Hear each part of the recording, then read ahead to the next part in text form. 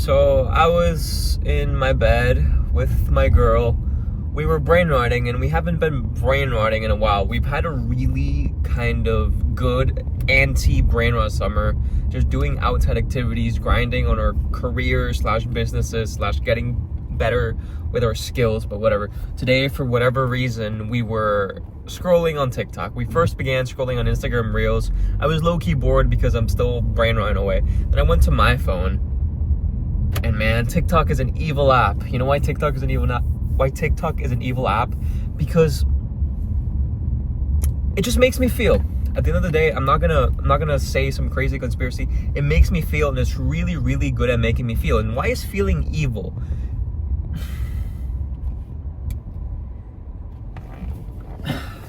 I guess feeling itself is not evil, but the way TikTok does it, it's just in an evil way. Long story short, it made me go back to my nihilistic self. It reminded me of me last year. Now, what the heck? What crazy video did I see that made me feel this way? It didn't. I saw a simple video that said, "Oh, use." How do I explain this? You know, when the video basically said, use your most recent clip and TikTok will auto-generate a sound to match its aesthetic. So me and my girl were having fun doing that, and we were looking back at our old pictures and videos, and it just so happens that we went on a very, very nice trip about a week and a half ago to our dream living destination. What do I mean by dream living destination?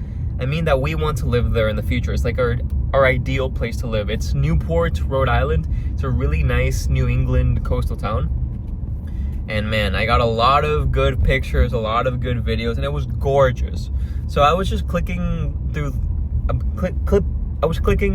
clips and videos, and I was putting them onto TikTok so it's gonna make me an automatic video. And man, we were loving it. We were having so much fun, smiling. Then I was clicking through sounds, changing them to see which sound I liked better. And this sound came up. This is very personal. I don't know why it gets me to feel like this. I feel like I've always been someone that struggled growing up. I've always been a person that, I don't know, has like some sort of Peter Pan syndrome and has never felt okay with the world. I guess I'm just an edgy teenager at heart, and I don't know if I'm just another edgy teenager or if I'm different. I think in a way I have unique things about me and similar things about me. But yeah, I love my childhood, man. I always say I peaked when I was 8 years old, when I was just going outside playing soccer with my friends every day, all day after school. That was my best. And I really struggled when it was my senior year of high school and it was coming to an end, and then when I was in college, and I don't know. I'm no longer in college. I left that. The sound was from Perks of Being a Wallflower. I don't know if you've seen that movie, but it's a coming of age movie, really cute. You know that scene where they say the following. You know, people forget what it's like to be 16, about to be 17, and we're all just gonna be somebody's mom or dad, and all these stories will just become memories. But in this moment, they're not just stories, and in this moment, we are infinite. Yeah, that clip, I don't know why, but it always gets me. I literally got goosebumps in the moment, and I felt like a rush of what the fuck? Like, literally nothing matters. Why the frick am I grinding so hard at life? My life was already so much better before. What's the point of this? Why am I eating too many brownies today? Why the heck why am I worrying? Why am I freaking brain rotting? Does any of this, you know, I'm having that little bit of nihilism, a little bit of existential crisis, nothing too crazy.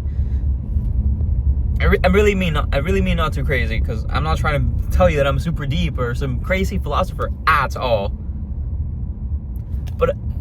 And I was also reading this book, Sapiens, by, I don't know who wrote it. I'm sorry, I'm gonna completely butcher the name because I don't remember it at all. It's called Sapiens, and it's the story of human history. And some of the main points that the book was talking about was about how, like, we all operate under man-made constructions and imaginary systems, such as money, such as morals, and whatever. Whether you believe in God and think morality is objective or subjective, it doesn't matter.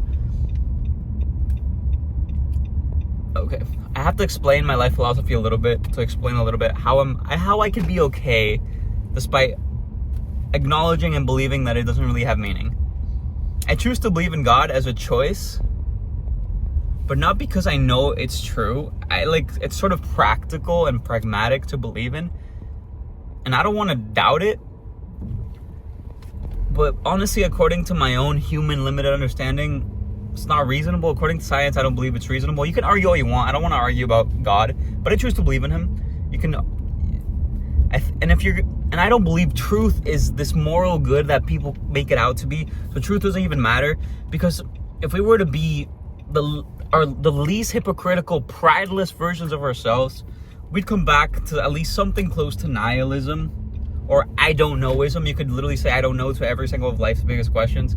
I guess I'm kind of an I don't know-ish at the end of the day. But if I'm an I don't know-ish, that's my biggest absolute truth to me. And then after that, then it's low-key nothing has meaning. Like, all you're trying to get this corporate job or build this business, even if you believe it's going to serve humankind and have a purpose, then so what? Maybe we're just animals and meats. Maybe we're not. Maybe we're more, we have a spirit and we're going to heaven and there's God. I'm not going to shame any of you of that. But I don't know. Like, if I want to be as prideless as possible, my human understanding can get me to nothing means anything. There's no point in everything. Literally everything is cope. You getting married in the future, having kids and a family is coping. Us coping because we're literally, everything is completely and utterly meaningless. Don't argue with me. Maybe, I don't know. At the end of the day, I believe that I don't know more than I believe anything is meaningless. And I don't choose to believe anything is meaningless. But try to understand. My limited human understanding, when I try to pride myself all the way down, it just like at the end of the day, yeah, nothing's meaningless. At the end, I'm not vegan, but I believe vegans are totally, absolutely right. And we should all probably be vegan. We should all stop buying iPhones and wearing this Nike shirts. Okay, so at the end of the day, I explained to you a little bit my life philosophy, but how the heck, you saw the title of this video, how am I happy? How am I living a good life despite this? I guess a lot of you would think that all I'm doing is just faking it, being delusional, and I guess that's true. Earlier I said I don't think truth is this crazy good. Look at that kitty. We just saw a beautiful cat. I don't think truth is this amazing moral good thing that we should live up to. It's very an incredibly useful tool. Like, it's 99% good, but there's this 1% that we just shouldn't use it. And I say shouldn't. When I say shouldn't, that sort of implies that there's meaning and and that suffering is bad. But who am I to say suffering is bad? It doesn't matter if we suffer, if I believe everything's meaningless. But whatever, I don't like to suffer. I like to feel good feelings and pleasures, and we don't like to suffer, so I don't know. This is what I mean. We stop placing our attention in certain places. I could go deep and say I don't know it and probably kill myself and it wouldn't matter. Please, I don't hope YouTube demonetizes this. I do matter, get help, whatever. Not whatever, like, I really don't want you to die at the end of the day. It's just hard to explain, but I'm just gonna say it right now. I believe everything is just where you place your attention to. Absolutely everything.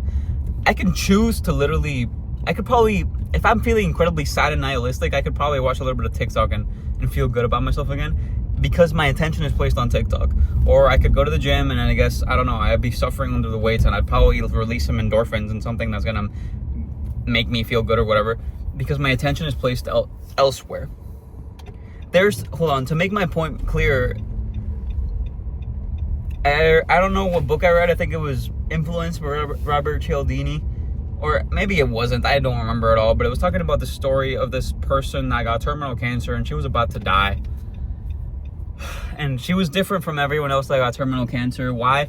Because at least she ended her life happy. She chose to literally consciously not even think about the cancer. And you might think it's hard, but I guess it's a skill. It's like a meditation, trying to place your attention somewhere else. Like, if you just got told the news you got cancer, you're probably going to be in a victim-like mindset to feel bad about yourself and cry. And I don't want to shame anyone. I'm not better than anyone. Again, who am I to know life is meaningless? No one's better about it. I believe in God, though. I don't know. I'm just yapping for no reason sometimes. But yeah, you're probably going to be in a victim mindset. But this person, for some reason, the accumulation of everything that happened in their life plus their beliefs, I don't know. For some reason, she made the decision to not focus on it and to only focus on good things. And she died a very happy woman. Very happy woman. And What does that mean? Is that your circumstances don't matter as much as what you choose to pay your attention to. And if you think that in a nihilistic world the only way to be happy is to be delusional, sure, think that, but you're in a way attaching yourself to truth. When my argument is truth isn't all that. Frick truth. Be happy. Like, at the end of the day, it is meaningless, but so what? I guess place your attention elsewhere. Be delusional if you think that's what I'm doing.